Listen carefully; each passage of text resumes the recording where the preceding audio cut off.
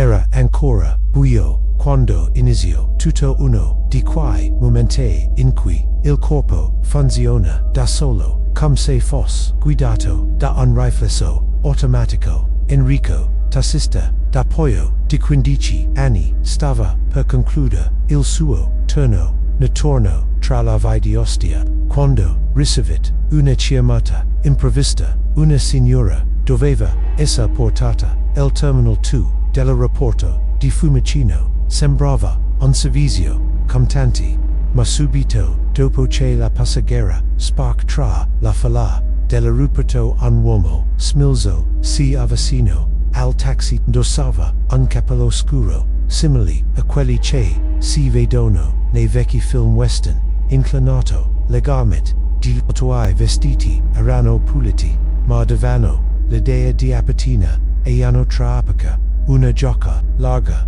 camicia chiusa fino al colletto e una valigetta lisa tra le mani. Parlava con un tono basso, rocco, come se avesse una tos cronica. Cheese, se Enrico poteva portarlo a San Martino del Vignon, piccolo borgo tra colli umbri, come spiego. Enrico aggrotto la fronte a quell'era un viaggio casu lungo, nan lo convinceva affatto. Gli rispose che non poteva farlo per regolamento, non era consentito raccogliere clienti fuori dalla zona autorizzata dei taxi, ma l'uomo insistette, la pago in anticipo, mentre tirava fuori un mazzetto di euro e contava lentamente metà dell'importo pattuito. Il resto, glilo. Enrico non riusciva a capire perché qualcuno che sembrava malapena regarsi impediva via guia tanto lontano in piena notte,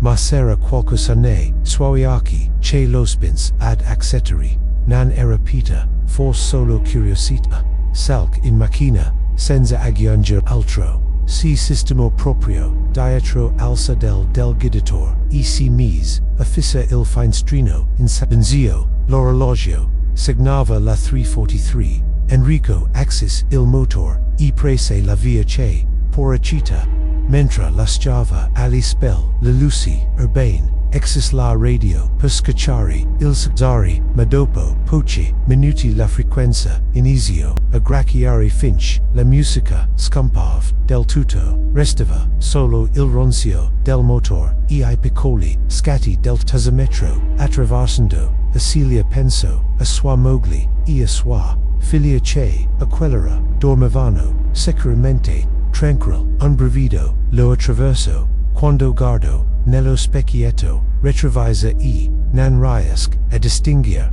bene il volto del passeggero. Era lì i linee antici perdevano ogni volta che passavano sotto un lampione. La notte sembrava più densa del solito. La strada era deserta e, per la prima volta dopo anni di lavoro notturno, Enrico sente che qualcosa non andava, qualcosa di impercettibile ma tangible, come se stesse entrando in un luogo dove le regole normali non avessero più valore. Se anche tu ami racconti, casu iscriviti, attiva la campanella, iscrivici nei commenti, qual iscrivici nei commenti, qual esperienza, più in quello che accade. Enrico e solo l'inizio e sai sono eventi che, una volta vissuti, non si dimenticano mai. La ultima luci della periferia si spegnevano una e una, come se la città volesse salutarlo senza volerlo. Poi rividia Enrico imboccò l'uscita per la statale, dove il silenzio era ancora profondo della notte stessa. Il passeggero dietro restava muto, respirava piano, guardando nel vuoto, le mani appoggiate con cura sopra la valigetta. Passarono non ci mai di fermarsi ni per scruncissi le gambe ni per andare in bugno. Enrico era abituato a passeggeri rumorosi o a quelli che russavano senza ritegno, ma quel silenzio aveva qualcosa di innatural. Avrebbe voluto chiedergli cosa lo portasse casu lontano a quell'ora, ma, ogni, volta, cielo, scrutava, nello, spicchieto, il coraggio, gli, si spegneva, nello stomaco, mentre percorrevano, l'autostrada, in direzioni terni, la rete del cellule, sfunk a che la radio,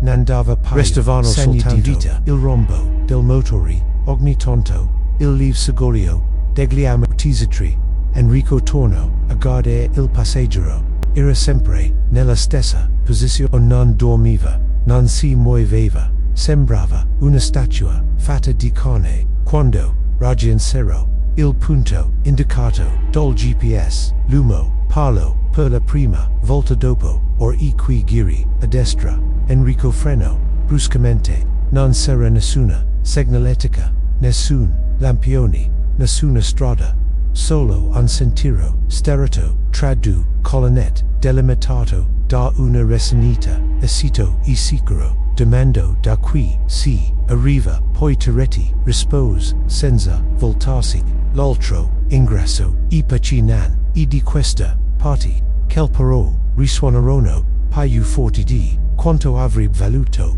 Enrico deglet e girò lentamente il volante, la ruoti scricchiolarono sulla terra secca, il terreno era insolitamente uniforme, troppo regolare per una zona aperta, e ai lotti, il passaggio scompariva nella nebbia che cominciava a insinuarsi ovunque, come se lì stesse aspettando, quanto manca cheese, Enrico, la voce spezzata, solo qualche minuto, sussurrò, il passeggero, con calma, Enrico rallentò, la brama era talmente densa che riusciva a vedere solo pochi metri avanti, l'aria dentro, la betacolo diventava più pesante, il silenzio non era più solo assenza di suono, era un vuoto, opprimente, un peso sul spell, qualcosa di, e proprio in quell'istante, perso nel nulla, con il cuore che batteva forte senza motivo apparent, Enrico capché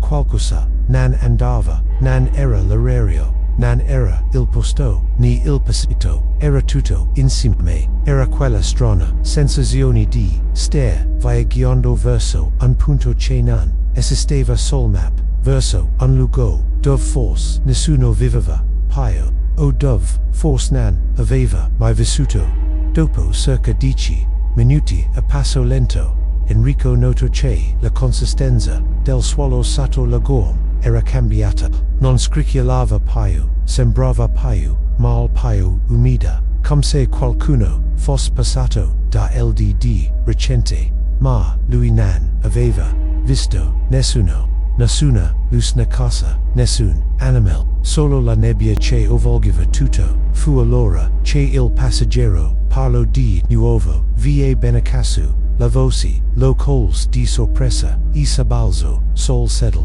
freno, guardò fuori, e non vide nulla sti grozzi da qui, proseguì, a piedi, Enrico girò, appena, la testa, non voleva guardare, nello specchietto, ma lo fis, l'uomo sis, con calma, come se conosces, perfettamente, quel terreno, raccols la valigia, caios la portia, senza rumore, e cominciò a camminare, nella nebbia, senza torcia, senza luce, senza alcuna dirisione apparente, Enrico lo osservò scomparire, nella bruma, non si vedeva nemmeno il suolo che calpestava, e quando spark completamente il silenzio, devon ancora più assoluto, un brivido lo attraversò dietro la nuca, stringendo il volante, si disce doveva andarsin, subito, non aveva senso restare neanche un secondo in cui insera la retromarcia, ma si accorse non c'era spazio a sufficienza per girare,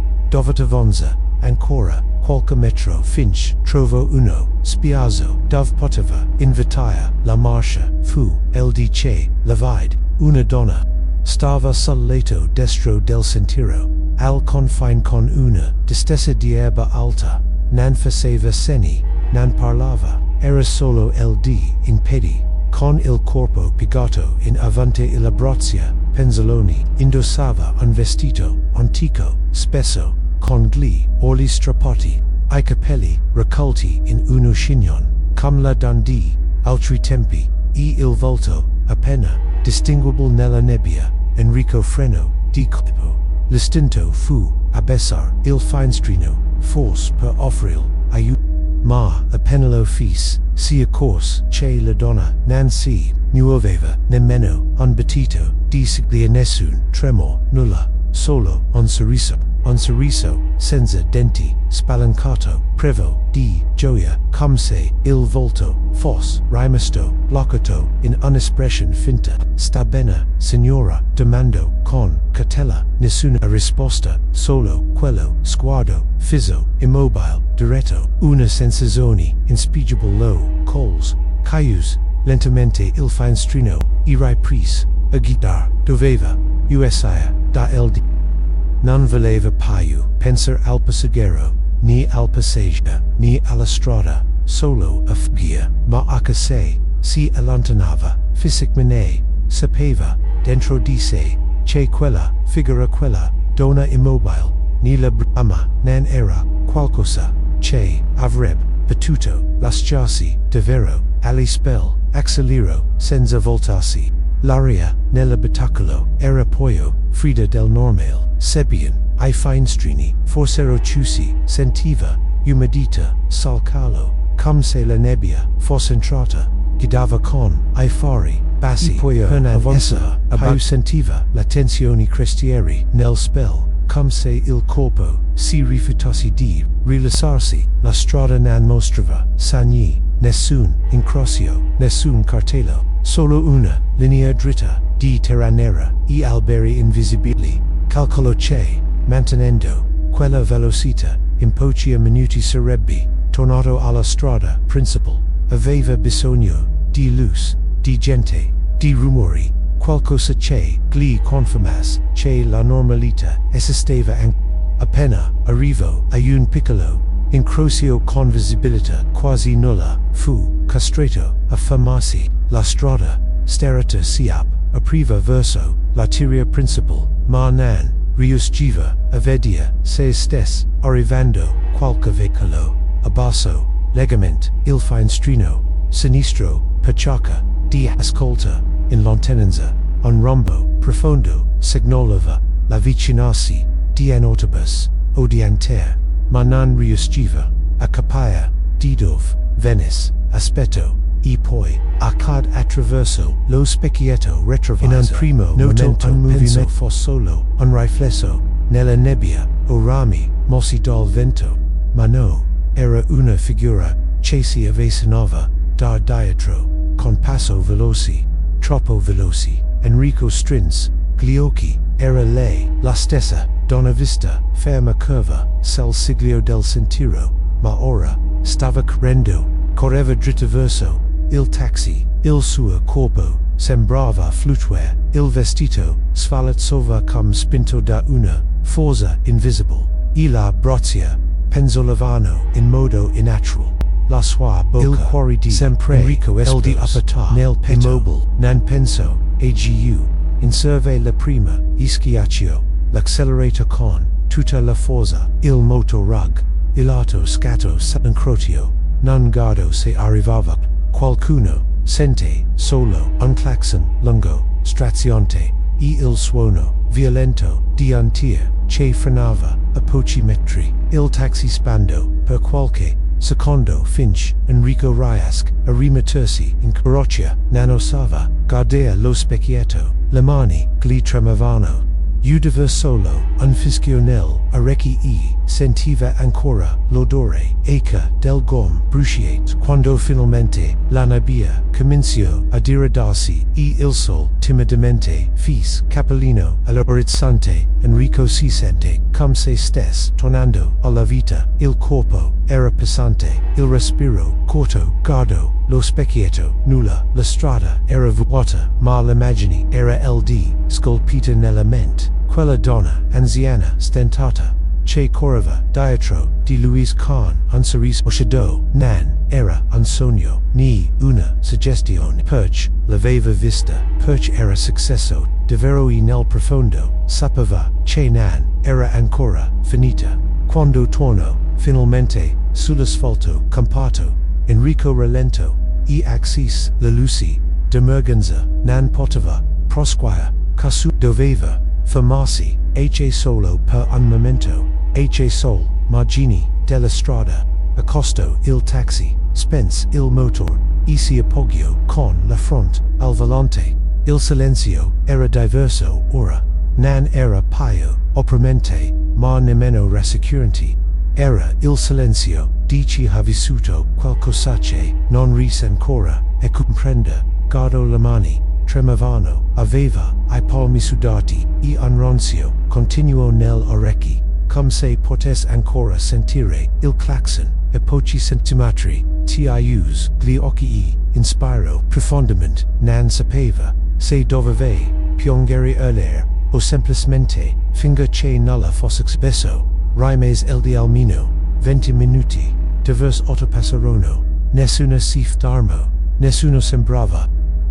sembrava vedere il volto pallido e stravolto di un uomo che aveva visto qualcosa che non sapeva, spiega quando si sente un po' più stable, axis il motor, e prese la strada per tornare, e ostia, il cielo, si rischiarava, ai primi raggi del sol, accarezzavano, ai tetti del case familiari, arrivo a casa poco dopo la set, sua moglie, Francesca era già in piedi a preparare il caffè, quando lo vidi entrare, in silenzio con la spell, curve e lo sguardo, perso, lascio tutto, e gliando, incontro, te successo, qualcosa, cheese preoccupata, Enrico scosse la testa, ma il suo, volto parlava, da solo, hai avuto un incident, ti hanno aggredito, di nuovo scosse la testa, si lascio cadere sul divano, come se portasse addosso un masigno,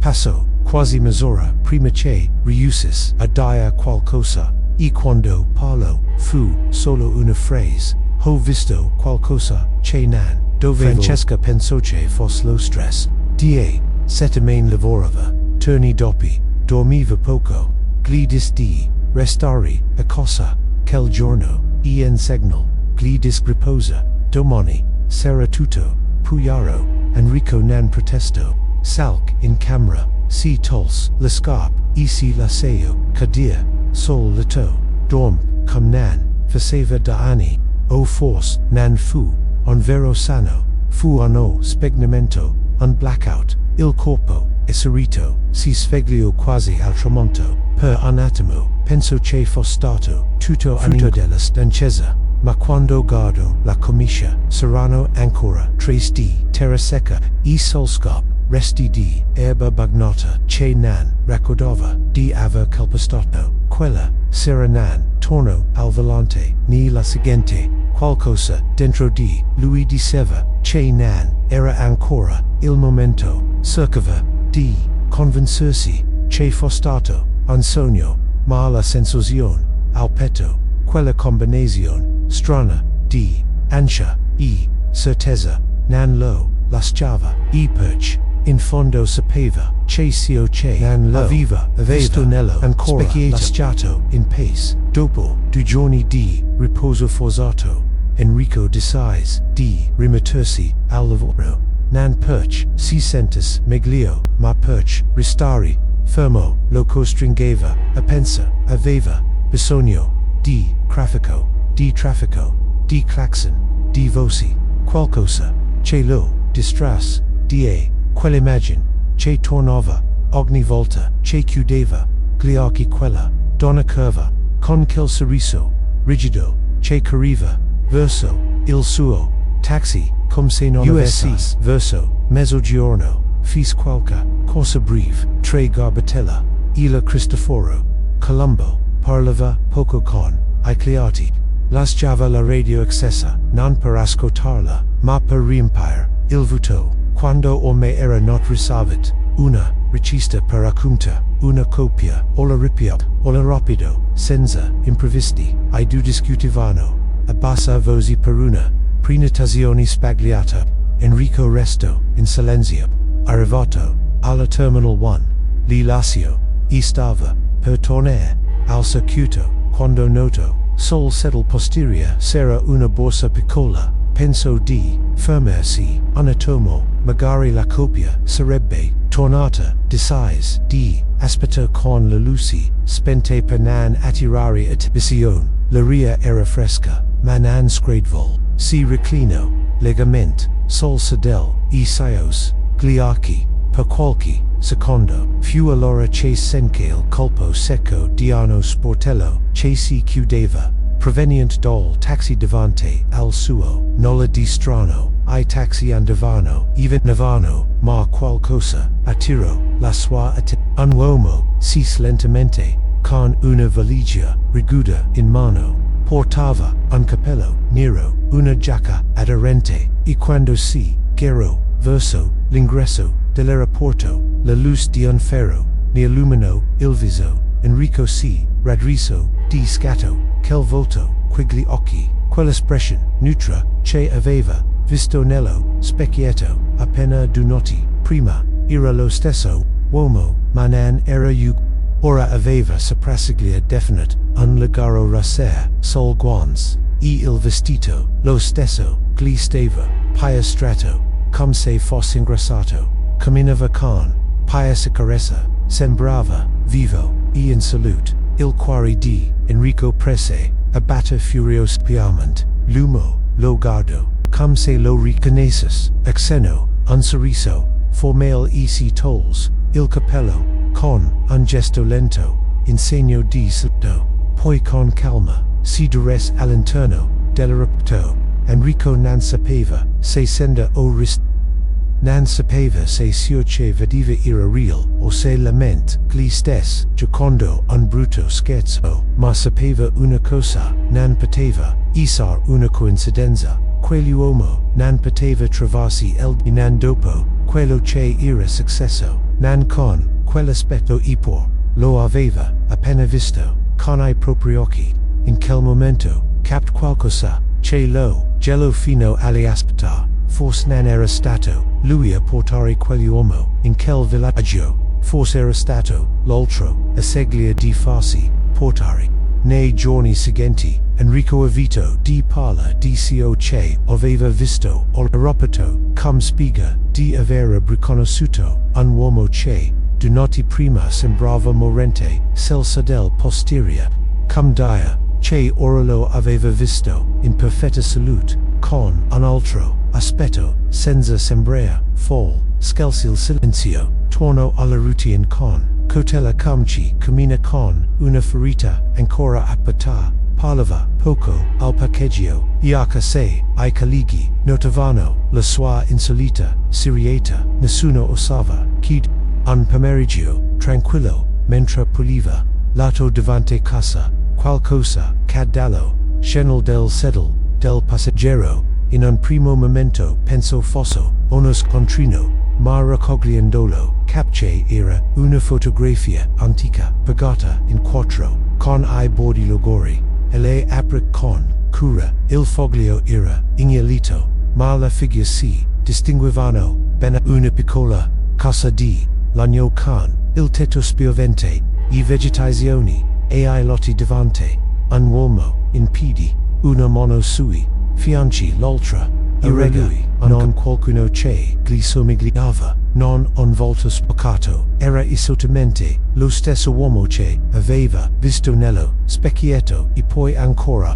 all'aeroporto, ma con un dettaglio sconcertante. Nella foto sembrava più giovane, quasi identico alla versione sana di quella notte sorridente. Enrico girò la fotografia sul retro, scritto appena con una calligrafia minuta e inclinata, si leggeva San Martino del Vin, luglio 1975, il sangue gli si gelò, l'aria gli mancava. Tornò a guardare l'immagine, sperando di trovare una spiegazione, come era finita il di dentro. Nessuno si era seduto su quel sedile da quella notte, non ricordava che l'uomo avesse avuto fogli in mano, e se l'aveva lasciata, perché proprio quella foto, perché casu precisa, pensò di buttarla, ma non si riesce, sente che doveva tenerla, anche senza sapere il motivo. Ella infilò nel portafoglio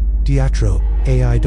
quella sera mentre cercava di dormire, gli tornò in mente una frase pronunciata di quell'uomo, prima di imbarcare la strada, senza nome, l'altro ingresso, e per ci, non è del paese, come se esistis un confine invisible trat, ci appassion, e ci passa, solo DLD, Enrico non era più sicuro di qualide du fosse. E, dentro di sé, una domanda, iniziò a tormentarlo, senza tregua, fu davvero un caso averlo incontrato quella notte, o fu scelto. Da quando trovo quella fotografia, Enrico cominciò a dormire sempre meno, non era insania, era un inquietudine sotto pel copel, come se qualcosa lo aspettasse ogni volta che chiudeva gli occhi. Alcune notti si svegliava con il rumore di passi nel corridoio, percependo che tutti dormivano. Alta sentiva un peso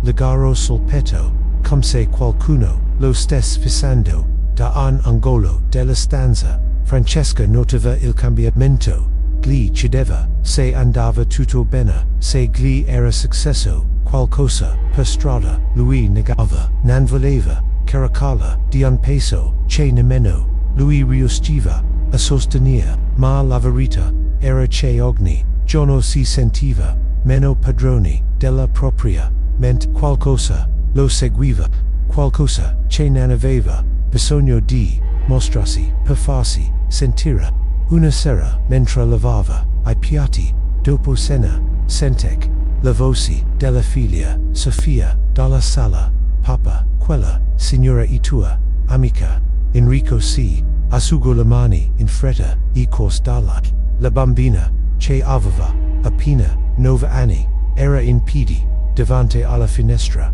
con il dito puntato verso la strada. Quali si racis Enrico, cercando di mascherare la tensione con un tono neutro. Sofia indicò con il dito senza dire nulla. Enrico si avvicinò alla tenda, la scosta non c'era nessuno fuori. Il marciapiede era dizzato, i lampioni tremolavano come al solito, ma non si vedeva alcuna figura se n'è andata. Dis la bambina, ma è venuta 2 volte questa settimana. Si mette e mi guarda, e curva e senza denti. Sorrid sempre un brivido percorse la scena di Enrico. Deglet a fatica e ci us con decisione. La tenda avrei sognato, dis con scarsa convinzione. A volte, quando siamo distratti, pensiamo dividir cos che non si sono. Non dormivo e aveva vestiti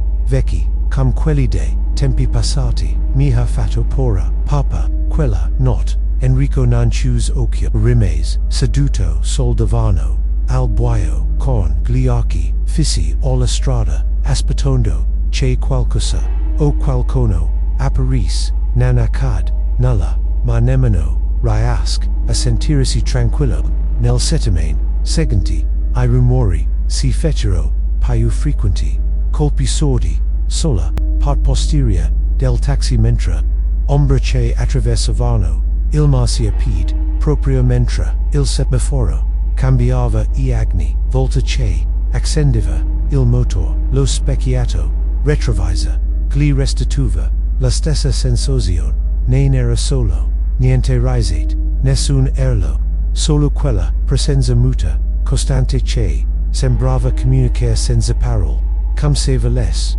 ricordargli che non doveva dimenticare, che non poteva far finta di niente, che se che era successo quella notte non era ancora finita. E per quanto Enrico cercase di aggrapparsi alla logica, alla quotidianità, sapeva di aver superato un confine, uno da cui non si torna indietro. Perché si sono cose che non si vedono, ma restano in silenzio a guardare. Enrico non era uno che cercava risposte nel mistero, era sempre stato razionale, convinto che ogni evento avesse una spiegazione concreta, ma quella sicurezza stava cominciando a scritolarsi. Le coincidenze non sembravano più casuali. e le domandi, aumentavano, cum palvice, si accumula, sotto una porta chiusa, de troppo tempo, un pomeriggio, mentre aspettava una corsa alla stazione dei taxi. Trovo il coraggio di parla con Dan Vittorio, uno dei condescenti più anziani. Era famoso per conoscere e memoria ogni strada e per aver guidato quando ancora si usavano I radio taxi, senza troppi giri di parole. Enrico Glicis, se avesse mai sentito parla di San Martino del Vin. Don Vittorio, a grotto, la fronte scavando, nei ricordi,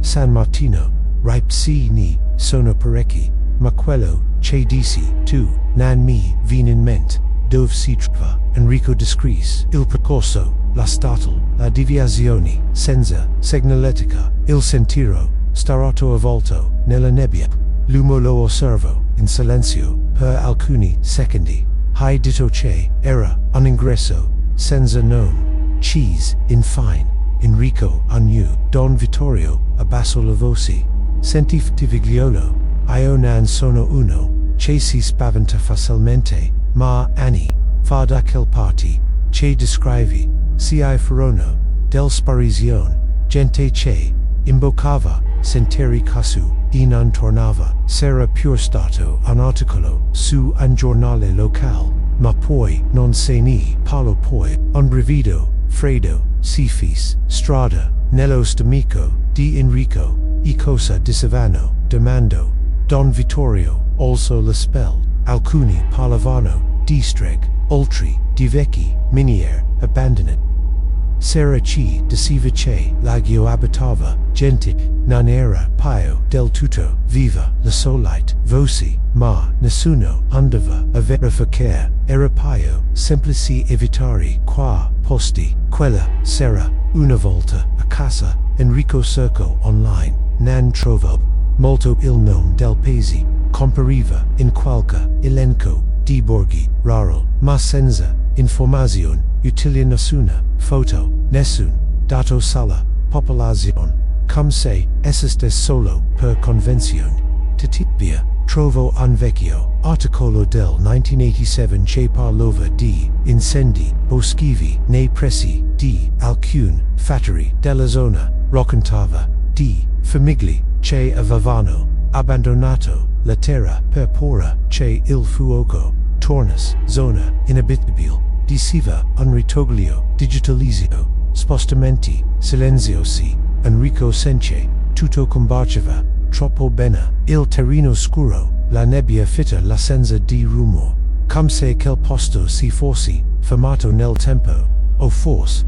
uscito di esso. Nei giorni seguenti, ogni volta che qualcuno menzionava una corsa verso nord, Enrico trovava il modo di rifiutare, evitava quel rot cambio, abitudini, lavorava solo di giorno, dove la luce poteva scacciare qualsiasi, ma a che caso, non si sentiva ma davvero al sicuro, perché ora sapeva che alcuni luoghi non cambiano sul map, e che certe strade non si scelgono, si aprono da sol, passarono ai mesi. Enrico provò a ricostruire una parvenza di normalità con I frammenti che gli restavano, lavorava solo alla luce del sol, faceva lung pause tra una corsa e l'altra, e raramente si allontanava poi di qualche chilometro da casa. Non parlava molto con gli altri tassisti,